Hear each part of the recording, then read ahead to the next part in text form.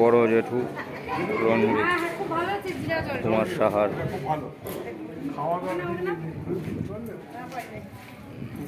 মুখোমুখিতে এসে আমরা এক জায়গায় মিলিত হয়েছি। দুর্গাপুরের বসন্তবালা অ্যাপার্টমেন্টে আমাদের দোলন দিদির ফ্ল্যাট। এই ফ্ল্যাটেরই কমিউনিটি হলে আমাদের মৎস্যমুখী খাওয়া দাওয়ার আয়োজন করা হয়েছে। এই যে দোলন দিদি আমাদের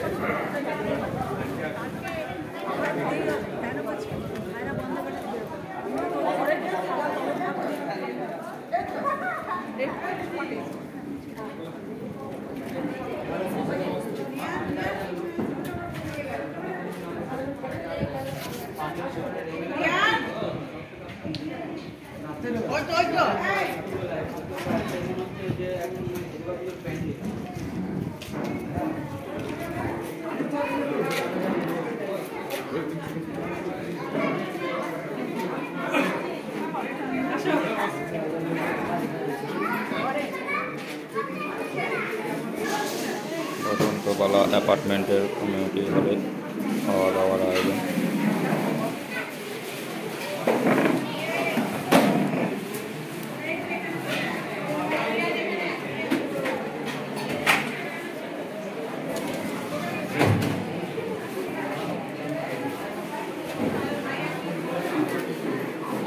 সবাই একে একে বসছে। বাবু দাদা তদারকি করছে।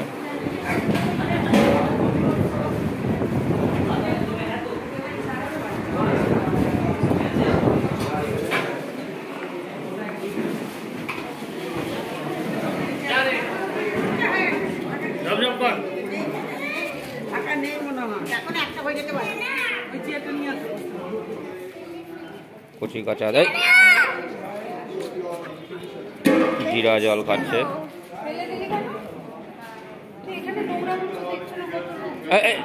ফেলে না ফেলে না।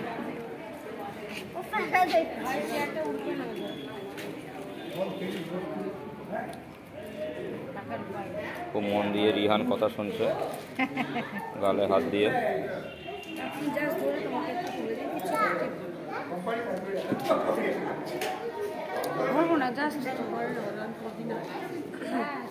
এই আজকে থেকে শুরু করলো যে কোনো অনুষ্ঠানে এই ধুতি পাঞ্জাবি।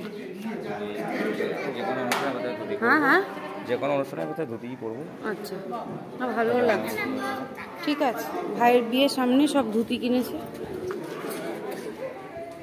আমার বেশ পছন্দ হয়েছে। আমি শাড়ি ও ধুতি। দোলন দিদি অংশ বসে এখানে মোবাইল ঘাটছে, দেখেই যাচ্ছে। ওকে মোবাইল কে কিনে দিয়েছে? বাবার মোবাইলটা ঝেপে দিয়েছে।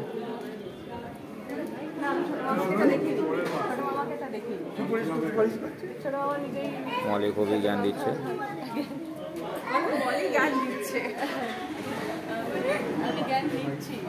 ও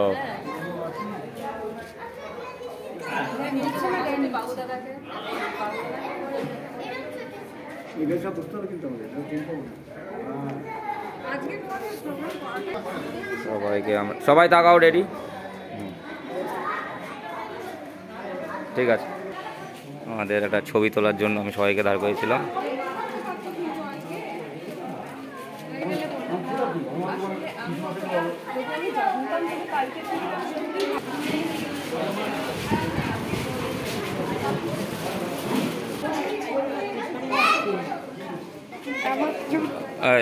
দেবীবাদী প্রচণ্ড পরিশ্রম করছে, সব এক এক করে জিনিসপত্র সব এক জায়গায়।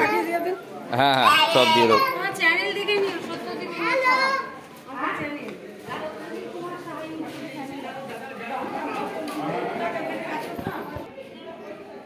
একটু বসন্তবালা অ্যাপার্টমেন্টটা একটুখানি সামনে থেকে ঘুরে দেখানো হয়নি, একটু দেখিয়ে দিই।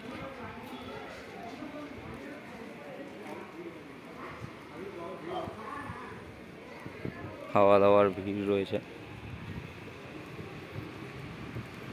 আজকে ওয়েদার বেশ ভালো।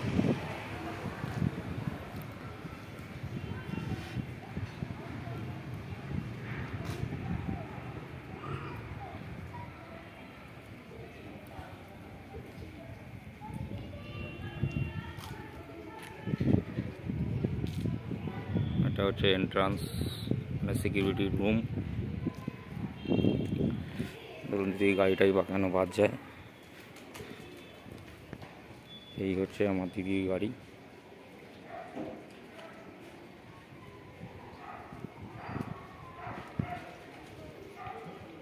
আজকে বড় জেঠুর কালকে শ্রাদ্ধানুষ্ঠান হয়েছে, আজকে মৎস্যমুখী এবং নিয়মভঙ্গের অনুষ্ঠান, এবং তার মধ্যে দিয়েই আমরা যে দীর্ঘ 13 দিন ধরে যে নিরামিষ খেয়ে আসছিলাম, আজকে এর মাধ্যমে আমরা আবার সব আমিষে প্রত্যার্পণ করব। যাই হোক, সব কিছু মিলিয়ে এক শান্ত সুন্দর দুপুরের একটি ঘটনা তুলে ধরলাম, স্মৃতির কোঠায় রেখে দিলাম। দেখা যাক কী হয়। সব কিছু ভালো কাটুক এটুকুই চাইব, যাওয়া আসা তো জীবনে থেকেই থাকবে।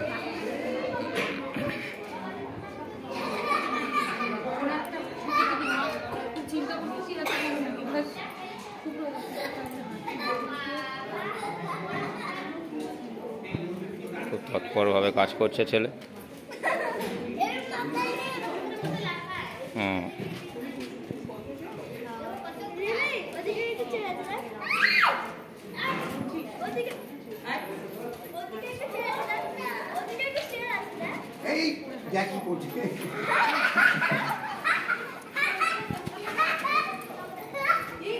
ছেলে মাথায় নিয়ে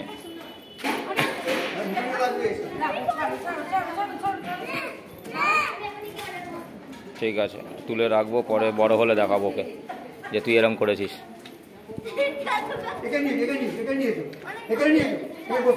দাদু